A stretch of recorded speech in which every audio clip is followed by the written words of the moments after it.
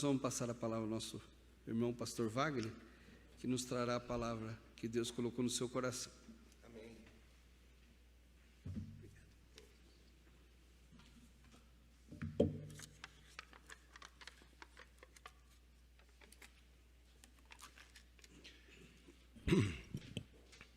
Irmãos, uma alegria, um privilégio estar aqui com vocês nesse domingo de Santa Ceia também. Normalmente eu venho no último domingo.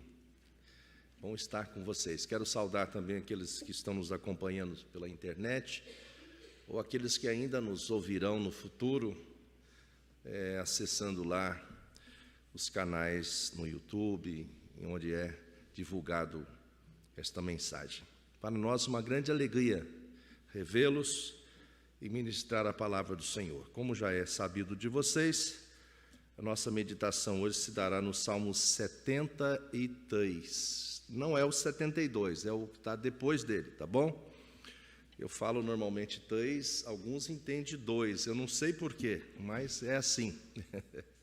Salmo 73, leremos os primeiros 14 versículos. E depois, durante a mensagem, faremos o restante da leitura. Diz assim: com efeito, Deus é bom para com Israel, para com os de coração limpo.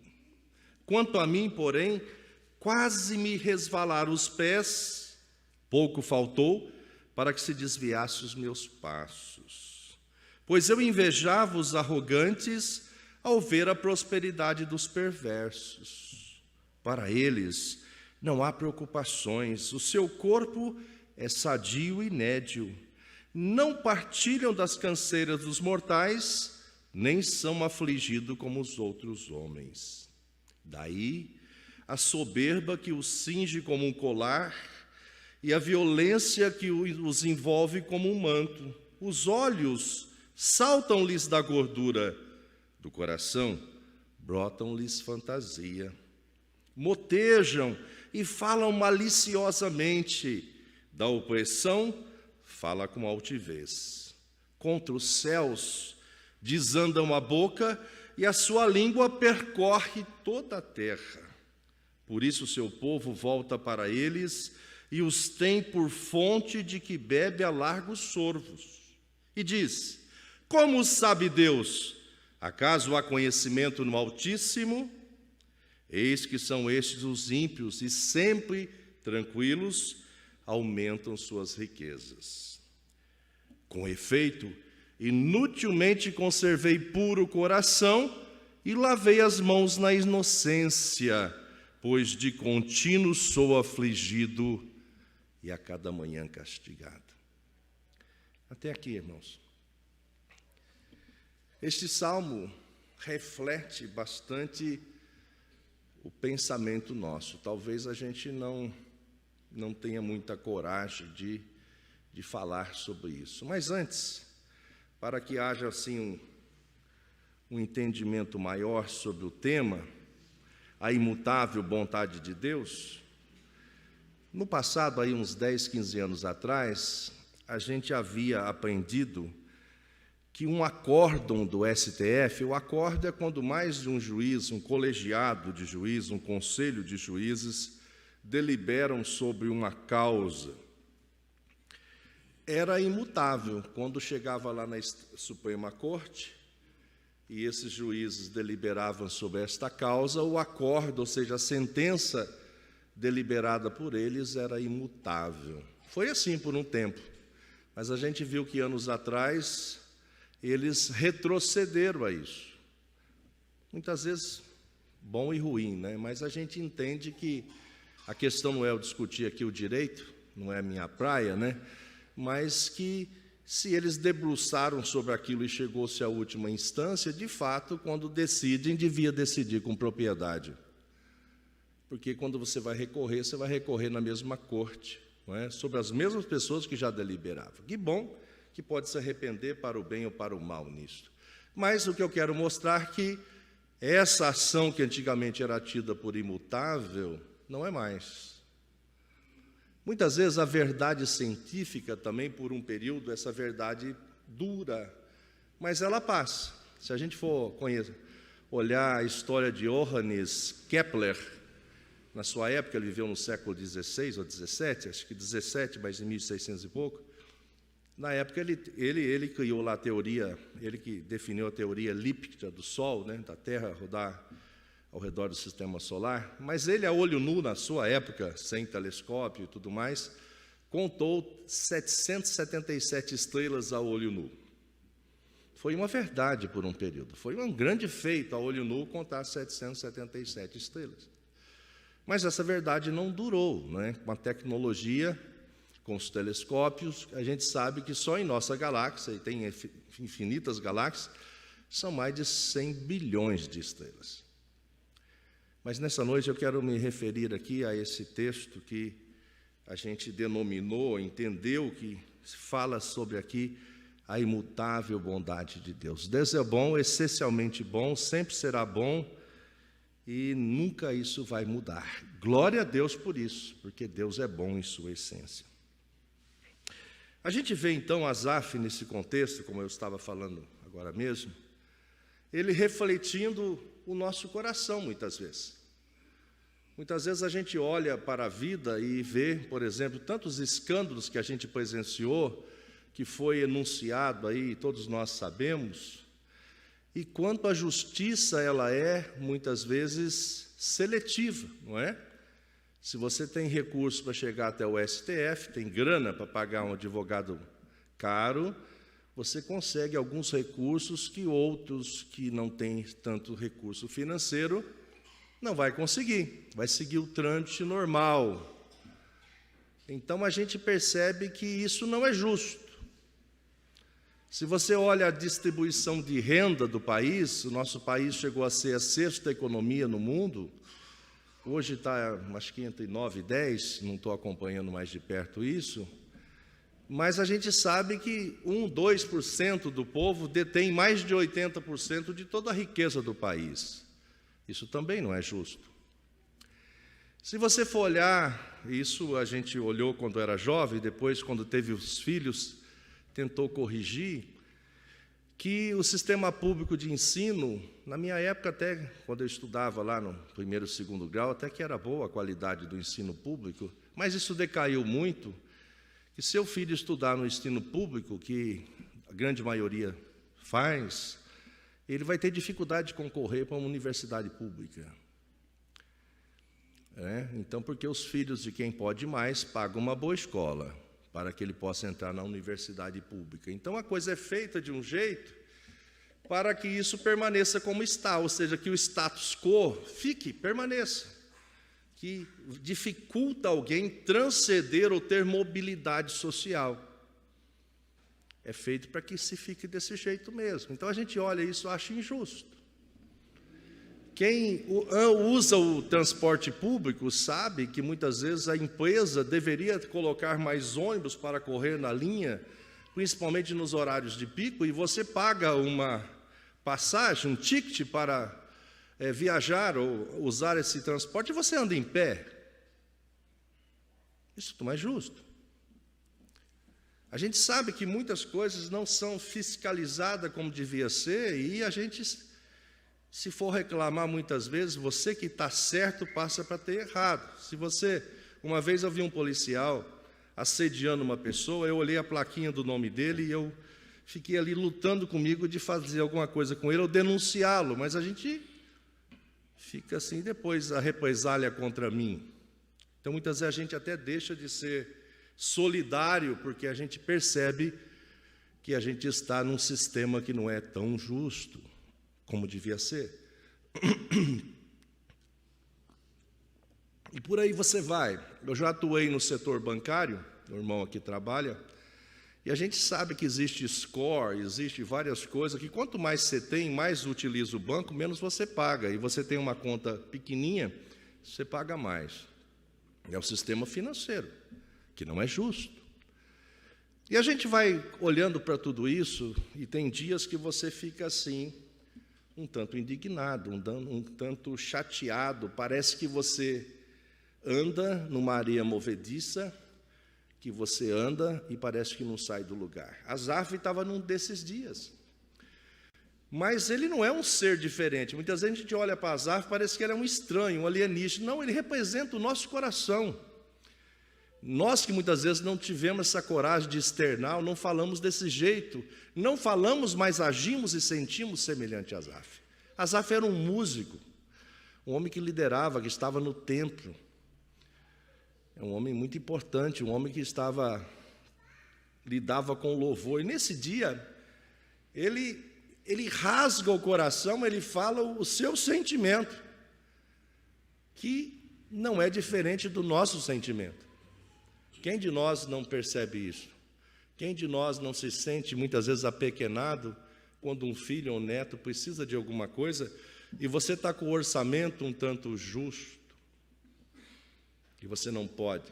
Quem já não foi no mercado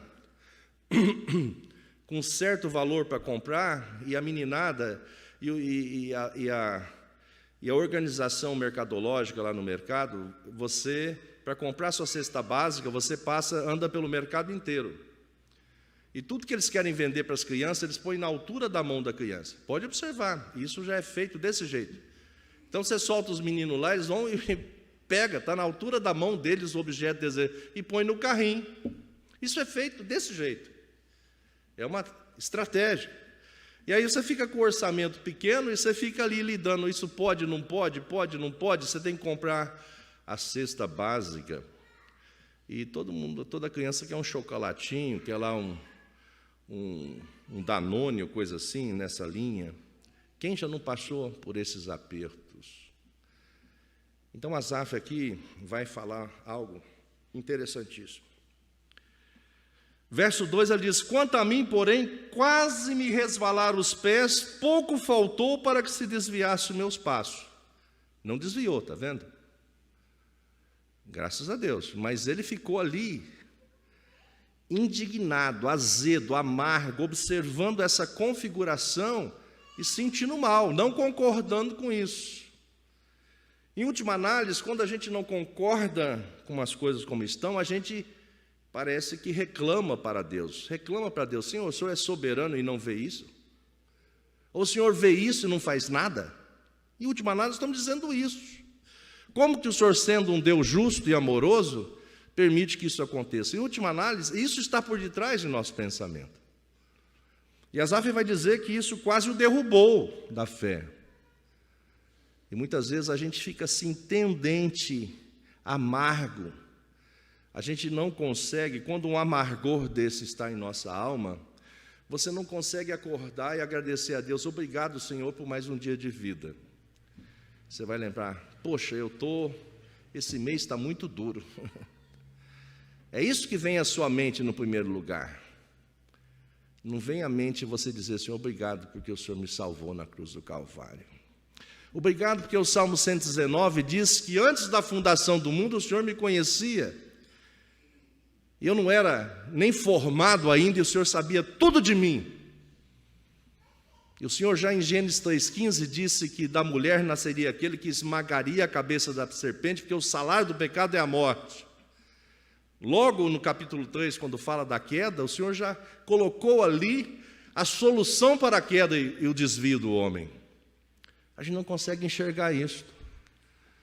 E a gente tende, naquela história do copo meio cheio, a gente sempre vê meio vazio, não vê ele meio cheio. É o mesmo copo, só que alguém enxerga meio vazio, outro enxerga meio cheio. Quem enxerga meio cheio está pensando que vai encher. Quem vê menos vazio pensa que não vai dar para encher ou vai acabar. São maneiras da gente fazer leituras e ver. Mas isso degladiam em nosso coração, em nossa mente, diariamente. E sempre a gente está querendo mais coisas. Sempre a gente está comparando com outros. Sempre a gente está analisando, e normalmente isso que a gente quer não são coisas necessárias para a nossa vida eterna ou para a nossa proclamação do Evangelho. São coisas que a gente quer porque a gente acha que é importante, no mais das vezes. E Asaf vai dizer: quanto a mim, porém, quase me resvalaram os pés, pouco faltou para que desviasse os meus passos. Por quê?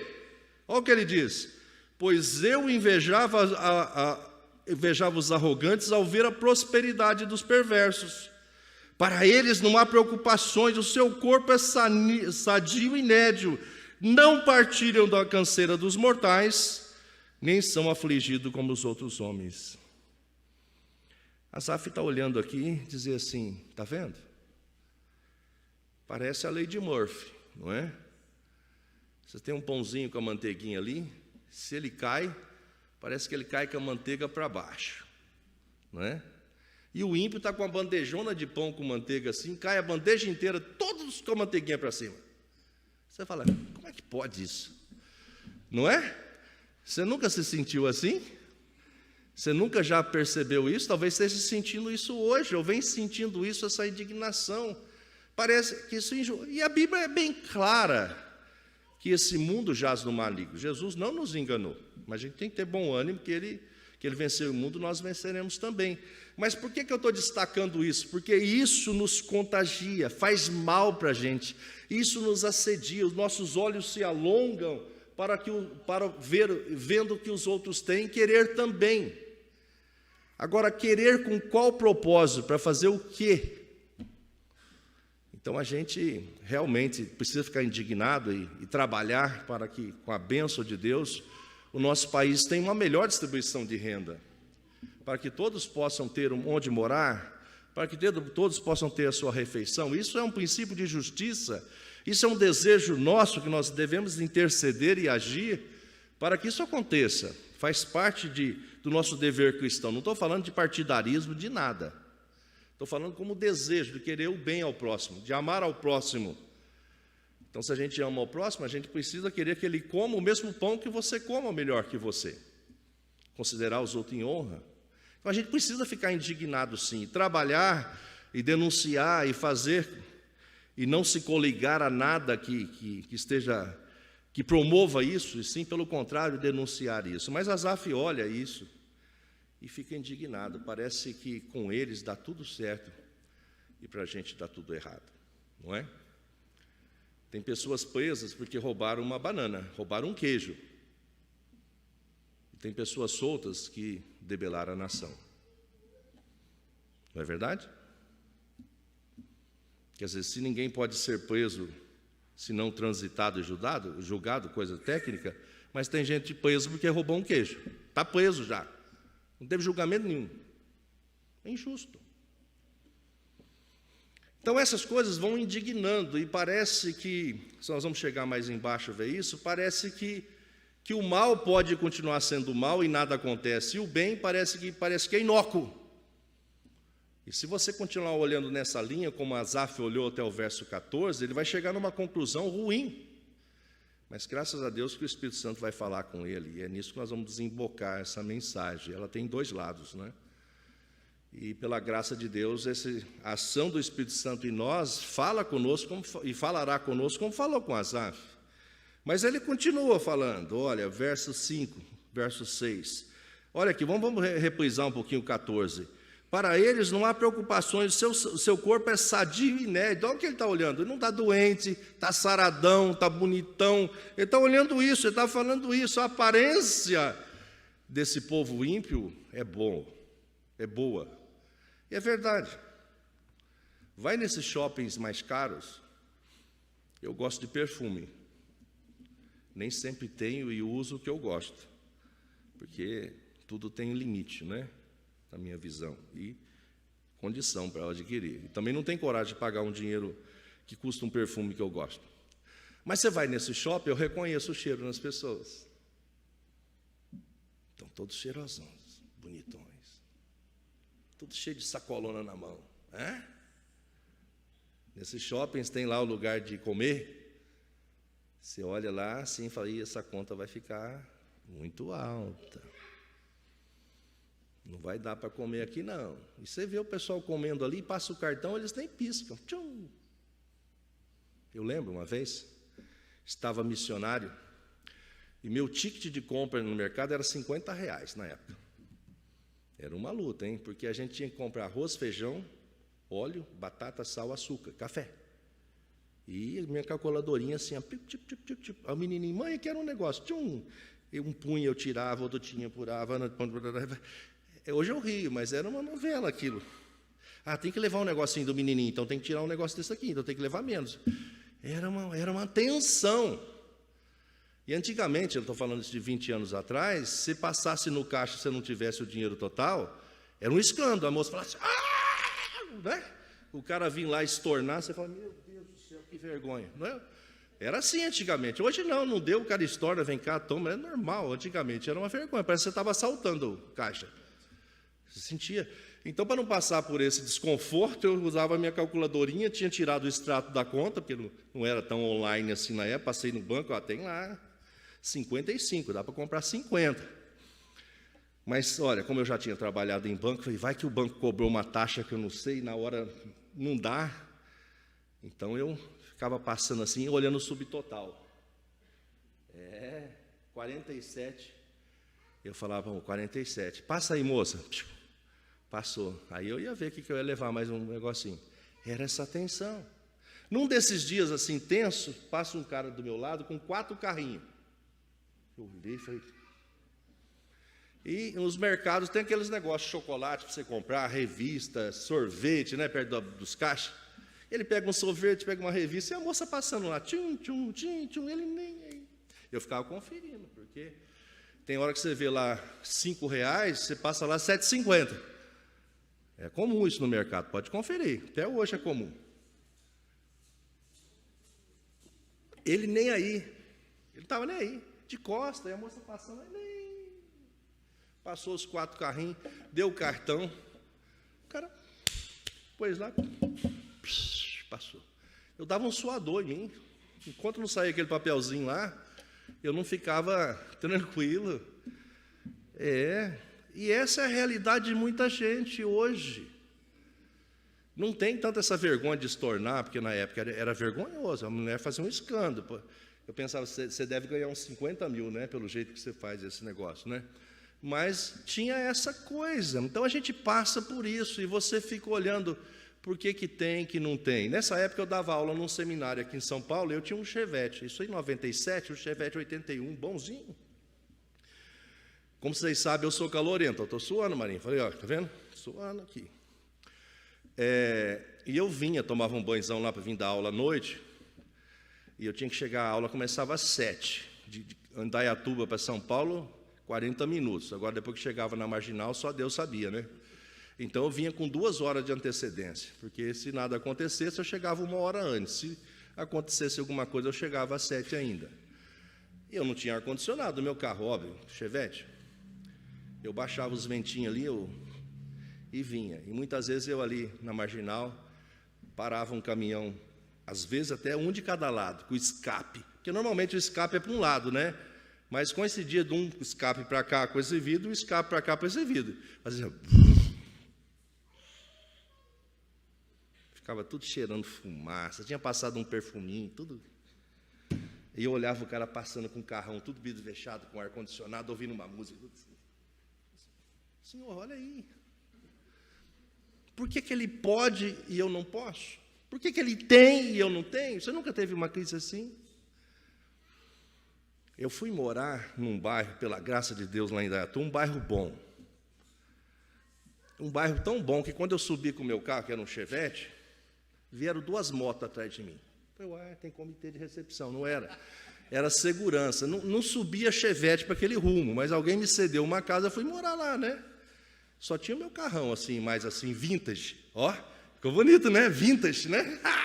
Só tinha meu carrão. Aí eu descobri, o cara parou perto de mim, eu desci, ele olhando para mim, olhando para ele. Falei, né? Fui lá, abri o cadeado, entrei na garagem. Cabia 4 carros na garagem. Do vizinho, que era um figurão, cabia só 3. E naquela época eu dormia um Tempra preto, em cima da calçada, que não cabia na garagem. Eu tinha 2 carros importados. O Tempra é o que ficava no sereno. E eu saía na sacada assim do meu quarto. Sacada é um perigo, né? Vocês viram o Davi, né? Saiu na sacada é um perigo. Eu saí na sacada e ficava assim, Deus, o carro dele que dorme aqui no sereno é um Tempra. O meu é um Chevetinho, senhor. Aquele Tempra tem um ar-condicionado tão gelado que o Tempra, o ar-condicionado era geladão. Dorme no Tempra. O que ele tem? Eu vejo que ele chega de madrugada, mas até a madrugada, na época eu fazia aconselhamento via internet, eu estou até 1, 2 da manhã fazendo aconselhamento, Senhor. O que ele tem, que eu não tenho. Você nunca sentiu isso? Talvez você esteja sentindo isso. Asaf foi o nosso porta-voz aqui e derramou isso diante de Deus, porque quando você olha as coisas assim no lado do jeito horizontal, parece que tudo acontece para o outro. Você não sabe o que está na vida do outro. Talvez ele tenha muito dinheiro, mas não tenha paz nenhuma. Mas você só está vendo o dinheiro dele. Talvez ele tenha só aquele carrão, mas ele não tem muitas coisas, e o mais importante é a salvação que você tem. Não estou dizendo que quem é salvo não tem que ter outras coisas. Mas eu estou olhando nas perspectivas. E Asaf aqui realmente nos representa. Ele fala, eles são bonitões. Verso 6, daí a soberba que os cinge como colar, e a violência que os envolve como manto. Os olhos saltam-lhes da gordura, do coração brotam-lhes fantasia. Motejar é zombar, motejam e falam maliciosamente. Da opressão fala com altivez. Contra os céus desanda a boca e a sua língua percorre a terra. Vejam, eles se acham, eles pensam que são donos de tudo, eles acham que podem comprar tudo e nada vai acontecer para eles, com eles, nada. E é isso que a gente vê muitas vezes, não é? A pessoa desdenhando até daqueles operadores do poder. Você vai me prender, eu vou mandar me soltar lá, rapidinho, você prende e solta daqui já já. Não é assim? E a gente olha tudo isso, assiste tudo isso, e olha o impacto disto quando a gente não está fortalecido no Senhor. Olha o verso 11. Por isso seu povo se volta para eles e os tem por fonte de que bebe a largo sorvo. Ou seja, eles se encharcam disto. Essa proposta de vida para eles, tem outra água aqui, tem outra, pode deixar. Essa proposta de vida, ela é palatável para aqueles que estão meio titubeante na fé cristã, porque de fato a gente enxerga isso, a gente está vendo isso, e se a gente não estiver firmado no Senhor, a gente cai nessa armadilha. Olha o verso 11, e diz esse povo: como sabe Deus? Acaso há conhecimento no Altíssimo? Verso 11, quer dizer, o 12 agora. Eis que são estes os ímpios, sempre tranquilos, aumentam suas riquezas. Quer dizer, Asaf está dizendo assim, está vendo? É por isso que o povo fraquejam. É por isso que eles têm poder de assédio. Por isso que a gente tende a enredar nossa vida, ou segui-los, a copiá-los, achar que eles têm razão. Isso é forte. Isso é uma das causas do não fortalecimento ou não reagirmos fortemente em nossa fé. Porque a gente fica titubeante. A gente crê no Deus que é poderoso, que a sua bondade é imutável, mas olha também essa situação no mundo e a gente fica assim, será? É mesmo? A gente pensa isso. Isso permeia o nosso coração, nossa mente. Olha o que Asaf vai falar, representando a todos nós. Verso 13. Com efeito, inutilmente conservei puro o coração e lavei as mãos na inocência. Olha aí. Pois de contínuo sou afligido e a cada manhã castigado. Olha que coisa. Pois com efeito inutilmente conservei puro o coração e lavei as mãos na inocência, pois de contínuo sou afligido e a cada manhã castigado. A palavra diz que o Senhor castiga, repreende. Melhor é repreender, corrigir, não de castigar como penalidade, mas de a correção já está no seu bojo, no seu interior, o conserto, né? Trazer a pessoa para o caminho. O Senhor corrige a quem ama. A Bíblia diz isso. Mas Asaf fala desse jeito que muitas vezes expressa a nossa vontade e nosso coração. Você está sentadinho aí, mas sua mente está pensando. E muitas vezes nós agimos, ou pensamos, ou desejamos como Asaf. Está vendo? E o Asaf não era um homem lá de fora, não, era um homem temente ao Senhor. Mas o interessante é que ele vai, a partir do verso 14 e 15, ele diz, ele estava aqui distante, né? Ele vai chegar na casa do Senhor, ele vai dizer, pois de contínuo, o verso 15, se eu pensar em falar tais palavras, já aí teria traído a geração dos teus filhos. Em só refletir para compreender isto, achei muito pesada a tarefa para mim. Olha o verso 17, até que eu entrei no santuário de Deus e atinei para o fim deles, o fim dos ímpios. O verso 18 diz, tu certamente os pões em lugares escorregadios e os fazes cair em destruição. Como ficam de súbito assolados, totalmente aniquilados de terror, como ao sonho quando se acorda, assim ao Senhor, ao despertares, desprezará a imagem deles.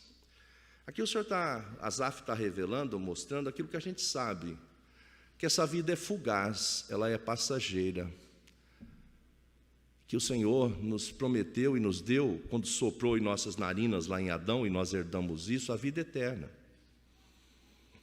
E essa vida eterna, ela vai continuar sendo eterna, separado ou junto com Deus. Por isso que Jesus, por isso que lá em Gênesis 3,15, já estava prometido a vacina para o pecado, que da mulher nasceria aquele que pisaria a cabeça da serpente. Ou seja, Jesus na cruz do Calvário pagaria o custo do nosso pecado. Sendo nascido de mulher, sem pecado, foi oferecido como ovelha para nos perdoar os pecados, para que nós fôssemos realinhados e desfrutássemos da vida abundante com Deus aqui, enquanto estivéssemos vivos, e na vida eterna com o Senhor.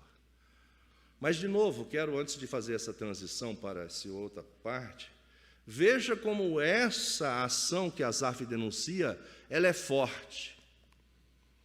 Porque a gente luta com isso todo dia essa proposta, ou essa propositura, ou essa imagem, ou essa lembrança vem sobre nós. Porque aparentemente a gente não tem o que a gente quer. Agora eu não sei se o que a gente quer é da vontade de Deus. Porque Mateus 6:33, ou Mateus 6, tudo, diz que a gente não deve ficar ansioso pela vida. Em Mateus 6:33, se nós buscarmos em primeiro lugar o seu reino e a justiça, todas as demais coisas serão acrescentadas. E se você for olhar no original, todas as demais coisas, não está aqui incluído o seu Lamborghini, tá? E nem seu orçamento de 50 mil reais, penso eu. Mas está o que você precisa para caminhar até encontrar com Jesus. Percebe? Agora, se colocarmos ou colocamos mais coisas achando que isso é necessário, gera em nós frustração. E a frustração continuada vai gerar em nós depressão. E vai gerar em nós o quê? O enfraquecimento da fé, ou a não certeza e a convicção da fé.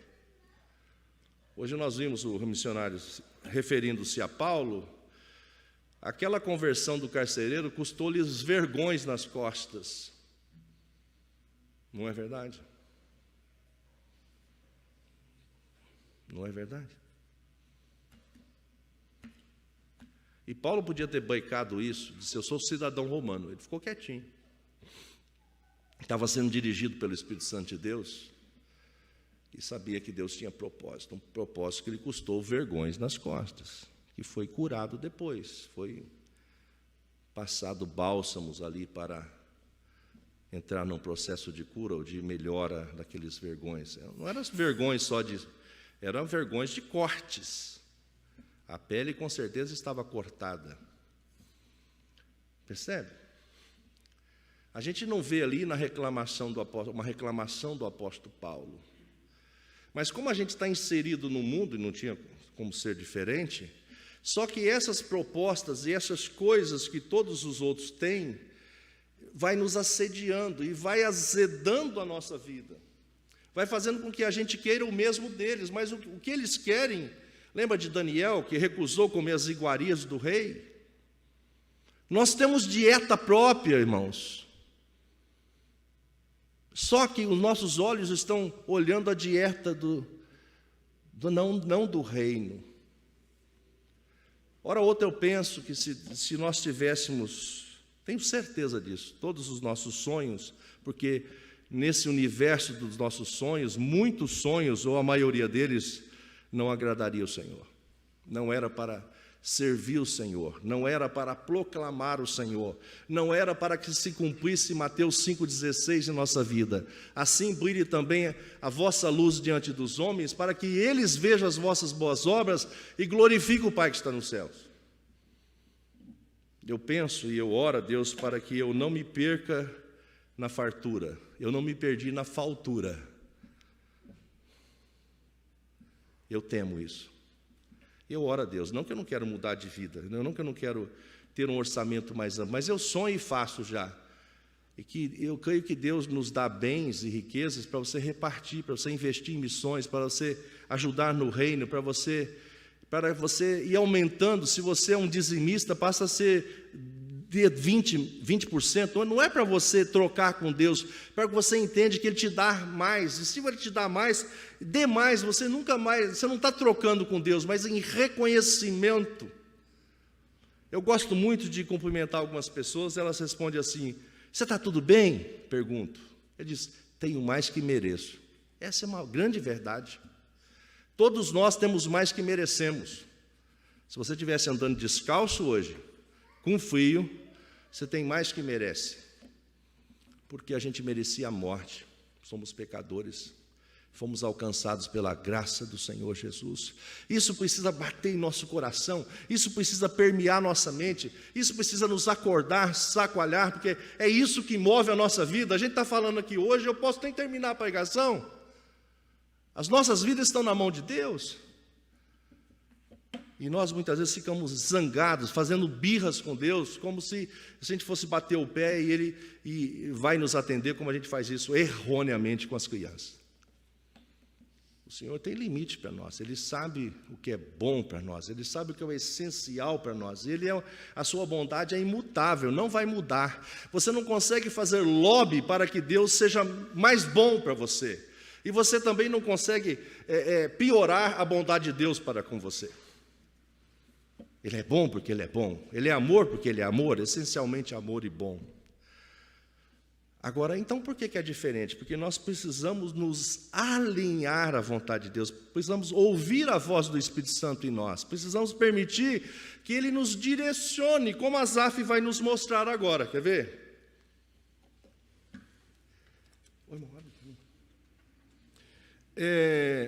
Olha aqui.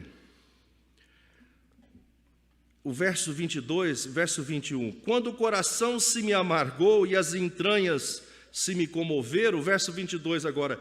Eu estava embrutecido e ignorante, era como um animal, um irracional à tua presença. Mas agora, quando ele voltou à casa do Senhor, o Espírito Santo começou a falar com ele, e ele começou a entender a sua mesma vida. Então nós vamos ouvir, estar sensível ao Espírito Santo, que você vai olhar para a sua mesma vida e você vai olhar para esse copo e você vai achar que ele está meio cheio e não mais que ele está meio vazio. É o mesmo parâmetro, é a mesma vida. E olha o que acontece, ao verso 23. Todavia, portanto, é uma conclusão. Então ele está concluindo de todo esse arrazoado, de toda essa fala que ele expressou até aqui. Ele diz: todavia estou sempre contigo. Olha aí, tu me seguras pela mão direita. É o Asaf falando, o mesmo Asaf que soltou os cachorros aqui atrás. Ele está dizendo isso. Todavia, eu estava embrutecido, Senhor, era como um animal. Todavia estou sempre contigo, tu me seguras pela minha mão direita. E se o Senhor segura-nos pela mão, nada e ninguém pode soltar-nos da mão do Senhor. Isso é tremendo, irmãos. Precisamos dar um viva, um glória a Deus, um aleluia. Ninguém pode nos tirar da mão de Deus. Ele nos segura pela mão direita. É isso que enfurece o diabo, porque ele não consegue nos tirar, mas ele nos assedia. A propaganda dele é forte, a campanha dele é forte. Por isso que você precisa estar no templo, no sentido aqui, o templo em comunhão com Deus. E falar com o Senhor, e ler a palavra do Senhor, para que essa palavra usada pelo Espírito Santo permeie o seu coração, permeie a sua mente, te faça lembrar, diga para você, acorda, isso tudo é proposta enganosa, mentirosa, é falácia. Olha o verso 25. Tu me guias com teu conselho, e depois me recebes na glória. Ou seja, está dizendo aqui, enquanto você viver, vida abundante. Quando você não morrer, quando o Senhor permitir que você vá, você vai estar eternamente com Ele. Isso é certeza de que o Senhor cuida de nós. Não importa se você está desempregado, como está o seu orçamento, o Senhor cuida de você. Isso é inegável, ninguém vai conseguir desfazer isto. Ninguém vai fazer fofoca para Deus de você, porque Ele te conhece. Ele perscruta o seu coração. Ninguém vai poder dizer para o Senhor, Senhor, ajuda Ele, porque Ele é bom, Ele te conhece. Isso precisa. Quando você liga a sua vida, quando você nunca desliga, né? Senão você morre, mas quando você acorda, desperta, vi no seu coração, obrigado, Senhor. A tua graça renovou-me mais um dia. Isso precisa encher nosso coração. E se você está vivo, tudo acontece. Quando o Senhor restaurou a sorte de Sião, como diz o Salmo, ficamos como quem sonha. Até o Negueb lá, que estava tudo seco, que é um leito caudaloso, estava seco. Quando o Senhor mandava as torrentes, aquilo enchia. Você pode estar seco. Você pode estar desesperado. Mas o Senhor manda a torrente sobre você. É Ele que tem nas mãos todas as coisas. Olha o verso 25, que bonito. Que mais tenho eu no céu? Não há outro em quem eu me compraza na terra. Quer dizer, não tem prazer no céu ou na terra mais ou igual ao Senhor. Isso precisa fazer parte da nossa vida. É assim que você sente? É assim que eu sinto? É assim que nós precisamos sentir. Veja, você pode estar como Asaf. Você pode passar como Asaf. Ele mostrou aqui, ele mostrou como é a vida, como nós somos, mas ele mudou, ele passou para o outro lado, vendo, nos ensinando, nos mostrando como Deus age. Na comunhão com Deus, a nossa vida é clarificada. A luz do Senhor nos mostra os verdadeiros valores. E são imutáveis em nossas vidas, o valor do Senhor. E por fim, já encerrando, verso 26, ele vai relembrar aqui, agora diferente. No início aqui desses 14 versículos, ele estava dizendo como o perverso era interessante. Agora aqui no verso 26, ele está concluindo positivamente. Ele lembra do perverso de novo, mas diz, o 26 ainda, depois o 27 que ele vai fazer isso. 27, os que se afastam de ti, eis que perecem, tu destrói todos os que são infiéis para contigo. Ele agora está vendo que o caminho do perverso não é bom. Aí o 26, concluindo essa gradação crescente dos Salmos, Salmos é uma poesia que ele vai crescente, vai num crescente de explicação, ele vai concluir aí. Ainda que a minha carne e meu coração desfaleça, Deus é a fortaleza do meu coração e a minha herança para sempre. Ou seja, ele está agora vendo assim, mesmo que eu passe pela sombra de morte, o Senhor é a minha força. E irmãos, Quem já passou por dificuldades extremas ou lutas grandes que você achou, agora é o fim, o Senhor fala, não, agora é um novo começo. Não tem alegria maior do que esse, achar que vai morrer e você ressurge.